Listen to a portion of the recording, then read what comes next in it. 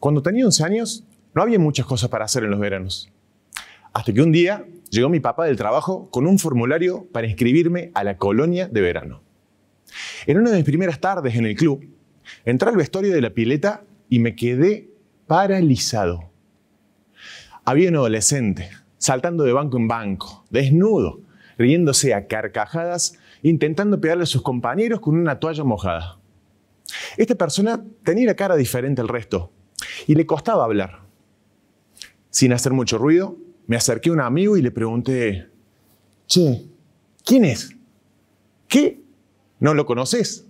Es Juan Pablo». «Ah, ¿y qué tiene?» «Tiene Down». En ese momento me sentí bastante perdido y con miedo. A mis 11 años de edad, nadie me había hablado específicamente de la discapacidad y mucho menos del síndrome de Down. Era uno de esos temas que no se hablaban mucho. Pero bueno, pasaban los días en la colonia de verano y Juan Pablo no paraba de sorprenderme, para bien o para mal. En algunos casos venía corriendo rápido hacia vos y te empujaba. O de repente te gritaba, te abrazaba y te sonreía. Juanpi era así, una caja de sorpresas. Lo bueno de pasar largos veranos ahí era que todos los días iba aprendiendo un poco más acerca de Juanpi.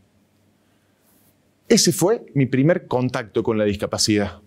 Ahí comencé a naturalizar la convivencia, lo que me generó una afinidad con el síndrome. Ese fue un recuerdo que tuve guardado a lo largo de los años. Ya mucho tiempo después, con 33 años, me encontraba bastante quejoso y crítico de muchas cosas que pasaban en la sociedad. Me di cuenta que la frase que más salía de mi boca era: ¿cómo puede ser qué? ¿Cómo puede ser qué? ¿Cómo puede ser qué? En esos días, hablando con un amigo, me contaba todas las cosas que tenía que superar a diario con su hijo con síndrome de Down.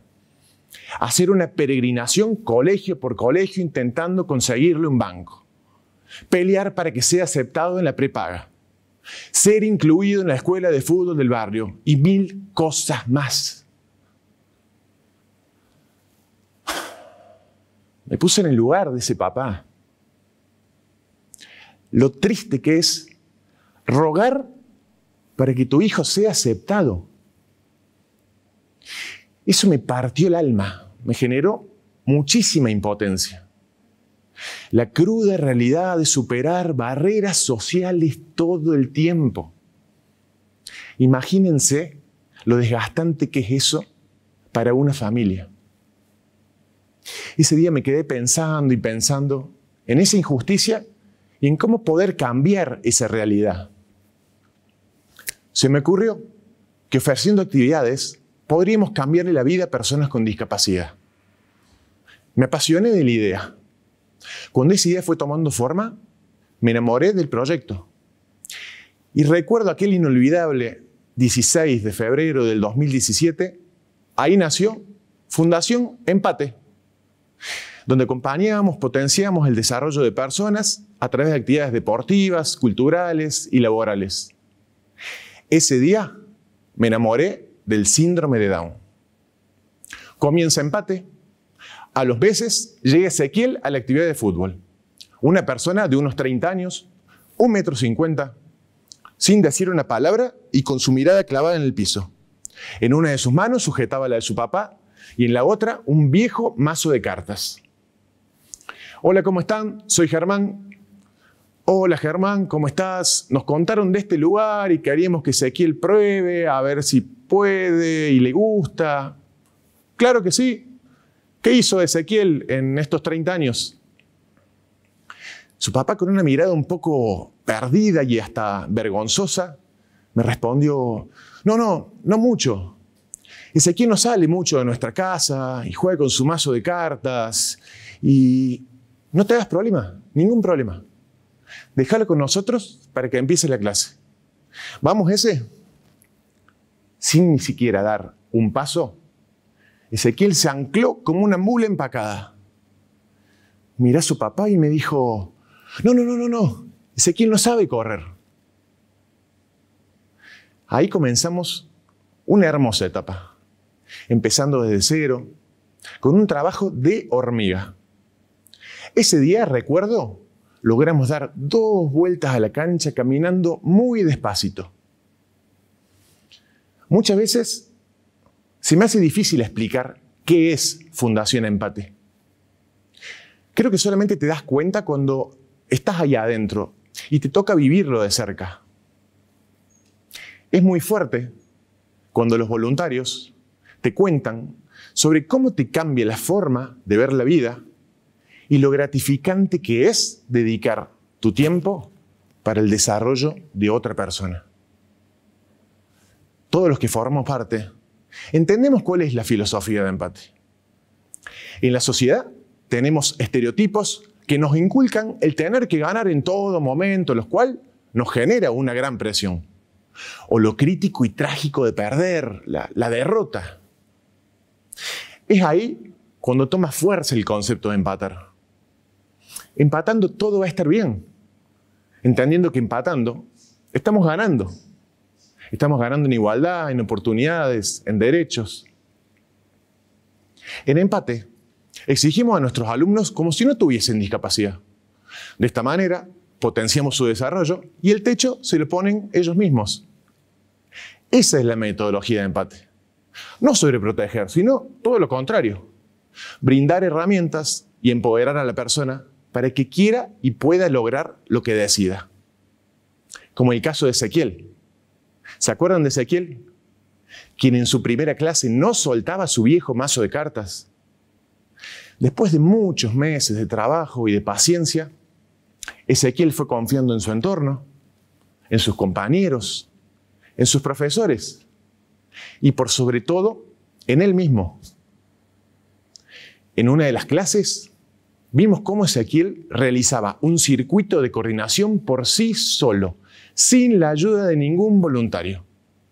Saltaba dentro de un aro, saltaba dentro de otro, hacía zigzag entre los conos, saltaba una valla y terminaba el ejercicio pegándole a la pelota.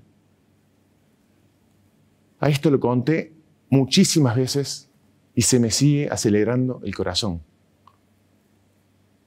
Nos dimos cuenta que al costado de la cancha estaba su papá con los ojos llenos de lágrimas.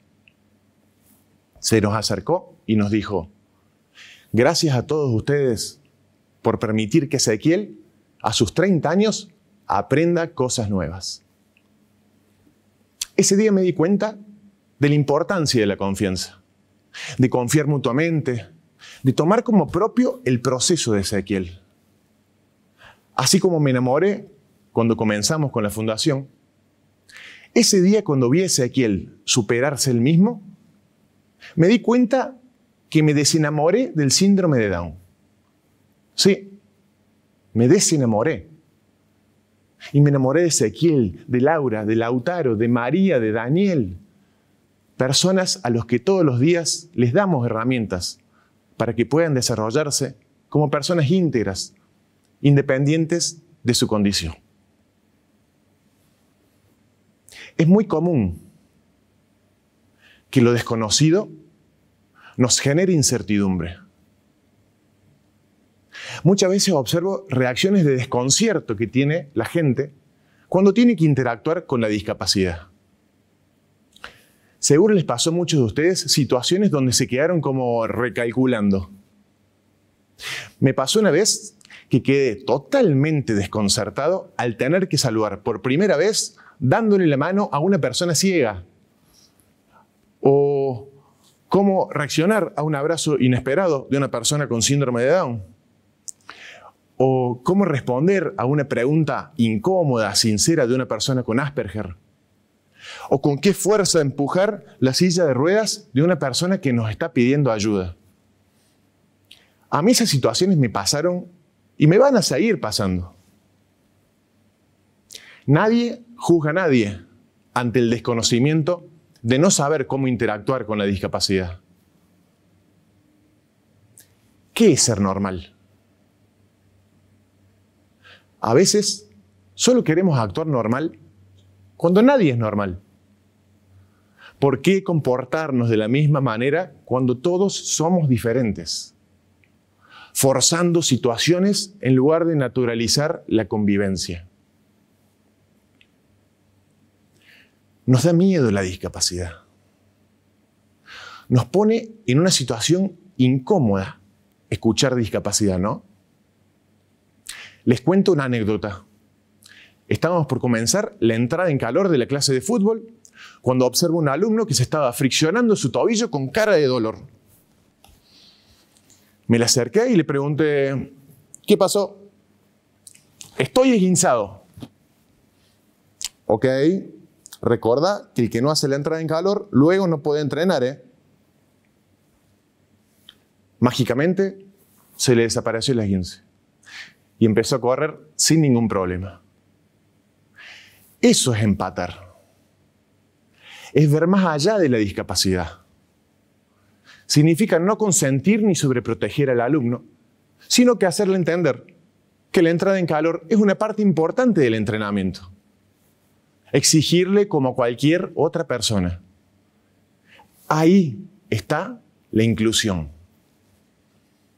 Ahora, ¿pueden ustedes ser aliados de la filosofía de empatar en el día a día? Claro que sí. Empatar significa mirar por igual a la persona con discapacidad cuando la cruzamos en la calle. Ser respetuosos. Ser pacientes. Ser empáticos. De esta manera, ustedes también están empatando en la vida. Tenemos que dejar de romantizar a la discapacidad, de camuflarla, de llamarlos angelitos, personitas especiales, seres con capacidades diferentes. Tenemos que lograr entre todos que no nos dé miedo decir la palabra de discapacidad, entendiendo que aceptando las diversidades, todos podemos tener oportunidades, que es en definitiva lo que necesitamos para ser protagonistas de nuestra propia historia. Empecemos a empatar.